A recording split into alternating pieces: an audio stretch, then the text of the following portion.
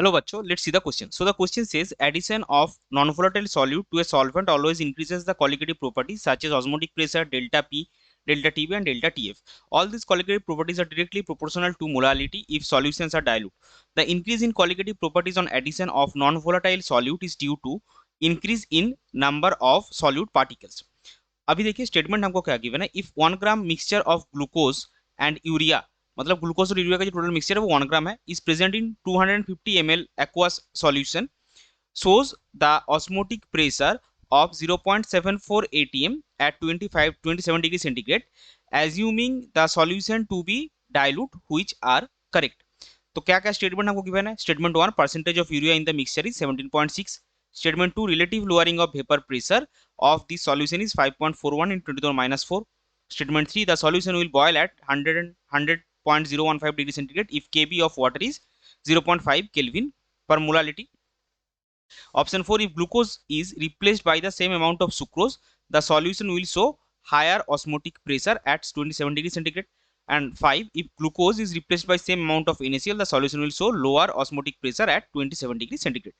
और इसमें से ये जो 5 स्टेटमेंट हमको गिवन है, हमको चूज करना है इसमें से कौन से स्टेटमेंट करेक्ट है. ऑप्शन क्या है हमारे पास? Option A 1, 2, 3, option B 1, 2, 3 and 5, option C 2, 4 and 5 and option D 1, 4 and 5. तो चलिए सबसे पहले देखते हैं इस क्वेश्चन का की कॉन्सेप्ट क्या है. सो इस क्वेश्चन का की कॉन्सेप्ट है कॉलिगेटिव प्रॉपर्टीज. सो अभी देखिए सबसे पहले हमको क्या करना है, जो मिक्सचर है, let us assume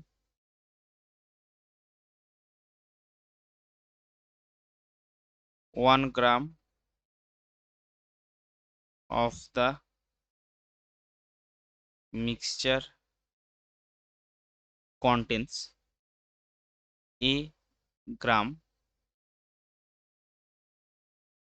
glucose and b gram urea.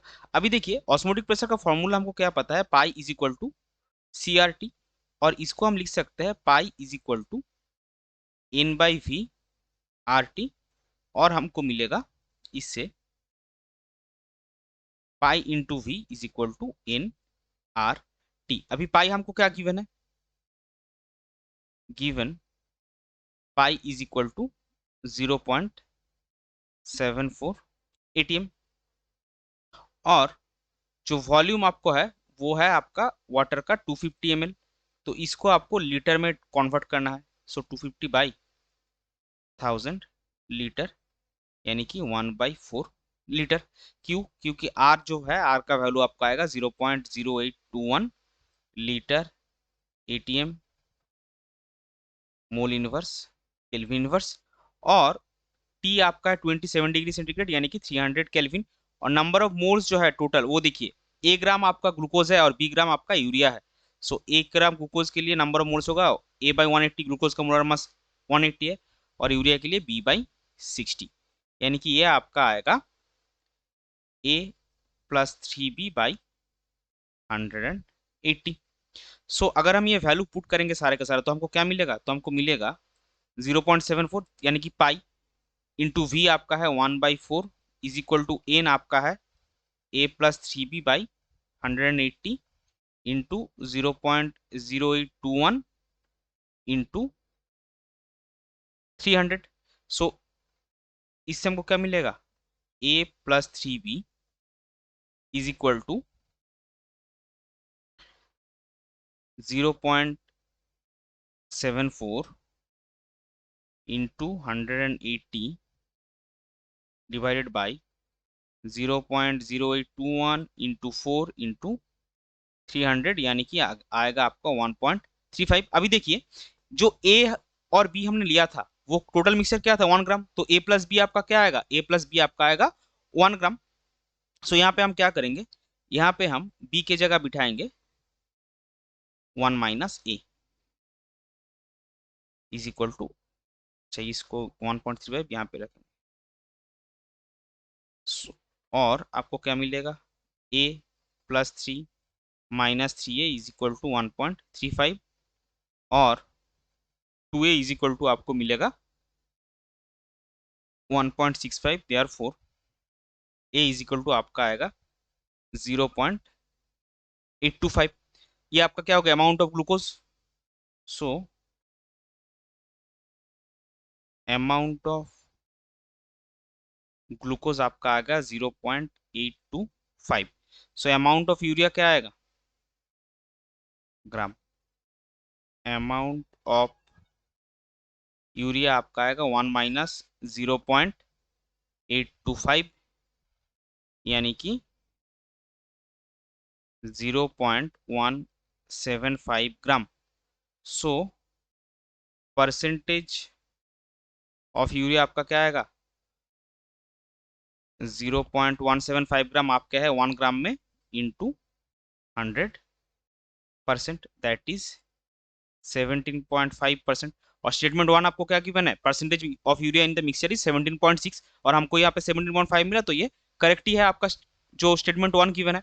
अभी चलते हैं दूसरे में कि relative lowering of vapour pressure वो कितना होगा। सो उसके लिए हमको क्या निकालना है, उसके लिए हमको सबसे पहले नंबर ऑफ मोल्स निकालना है। So number of moles of urea क्या आएगा, 0.0.175/60, इसका वैल्यू आपको मिलेगा 0.0029। और number of moles of glucose कितना आएगा, इन ग्लूकोज आपका आएगा 0.825/180 ग्लूकोज का मोलर मास, दैट इज 0.0046। और वाटर का कितना आएगा, मिक्सचर में वाटर भी तो है। सो वाटर जो है वो 250 ml है, और वाटर का डेंसिटी हमको पता है 1 ग्राम/ml, यानी कि 250 ग्राम ही उसका मास है। सो उसका नंबर ऑफ मोल्स होगा 13.89। So therefore relative lowering of vapour pressure क्या होता है, सॉल्यूट के मोल फ्रैक्शन के बराबर होता है x2। और यहाँ पे हम लिख सकते हैं x मिक्सचर, वो कितना आएगा, आपका मिक्सचर का जो टोटल नंबर ऑफ मोल्स यानी कि यूरिया और ग्लूकोज दोनों ही मिक्सचर में है ना, तो सॉल्यूट का वो नंबर ऑफ मोल्स होगा 0.0029 प्लस 0.0046 डिवाइडेड बाई 13.89, और इसका वैल्यू आपको मिलेगा 5.4 इंटू 10⁻⁻⁴। सो स्टेटमेंट टू हमको क्या गिवन है, स्टेटमेंट टू गिवन है relative lowering of vapour pressure of the solution is 5.41 into 10⁻⁴। सो ये भी आपका करेक्ट स्टेटमेंट है। अभी चलते हैं थर्ड स्टेटमेंट में, किस क्या है, solution will boil at 100.015 degree centigrade if KV is given. So ये एलिवेशन ऑफ बॉइलिंग पॉइंट के रिगार्डिंग है। सो वो आपको क्या पता है, delta TB is equal to KB into M. और एम जो होता है वो क्या होता है, केबी इंटू x2, और या फिर हम लिखेंगे x solute into 1000/m water. So KV का वैल्यू क्या गिवन है आपका 0.5, और एक सॉल्यूट हमने क्या निकाला था 5.4 into 10⁻⁴।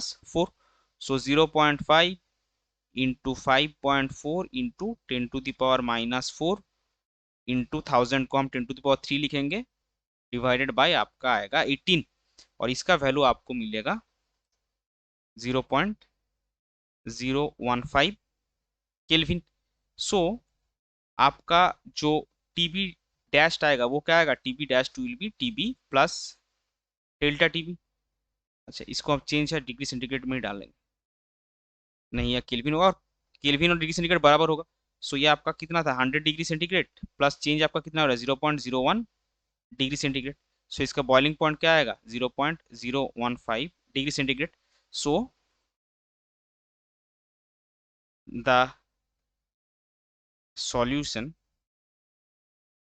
boils at 100.015 degree centigrade. अभी चलते हैं। सो ये भी आपका करेक्ट हो गया। सो एक 1 2 3 तीनों स्टेटमेंट आपका करेक्ट है। 4 और 5 बचा है।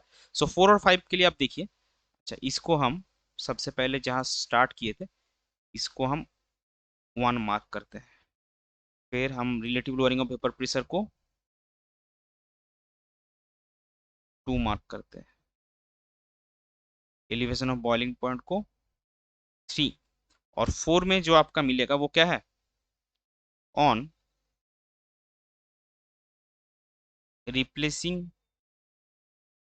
ग्लूकोज जिसका मोलर मास है 180 ग्राम पर मोल बाई सुक्रोज जिसका मोलर मास है 342 ग्राम पर मोल, पाई विल डिक्रीज, क्योंकि आपका एम बढ़ रहा है तो पाई ऑब्वियसली घटेगा, as pi is inversely proportional to 1/m। तो स्टेटमेंट 4 आपका क्या गया है, that osmotic pressure will be higher, so ये आपका गलत हो गया। अभी चलते हैं हमारा, तो ये फोर्थ वाला तो रॉन्ग हो गया। फिफ्थ स्टेटमेंट पे चलते हैं। फिफ्थ स्टेटमेंट क्या है, if glucose is replaced by same amount of NaCl the solution will show lower osmotic pressure. So 5 में देखिए, if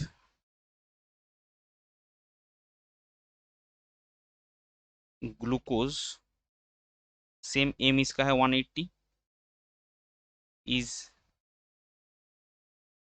replaced by NaCl, pi will decrease, pi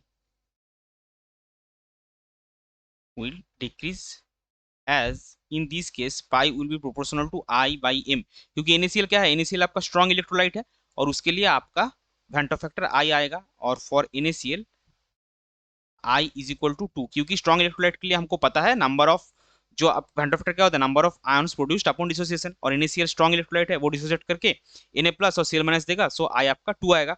so fourth यहाँ पे जो पाई वो आएगा, क्या होगा, पाई सॉरी पाई डिक्रीज नहीं होगा, pi will increase, pi will increase. So यहाँ पे फिफ्थ स्टेटमेंट हमको गिवन कि पाई लोअर ऑस्मोटिक प्रेशर होगा लेकिन ऑस्मोटिक प्रेशर हाई होगा। सो आपका करेक्ट स्टेटमेंट क्या क्या है, सो आपका करेक्ट स्टेटमेंट है, फोर्थ और फिफ्थ आपका रॉन्ग हो गया। सो आपका करेक्ट स्टेटमेंट है 1,2,3, जो कि है हमारा क्वेश्चन का ऑप्शन है। सो आपका करेक्ट फाइनल आंसर हो जाएगा option A, that is 1,2 1 2 and 3, this statement are correct. I hope you understood it well, best of luck, thank you.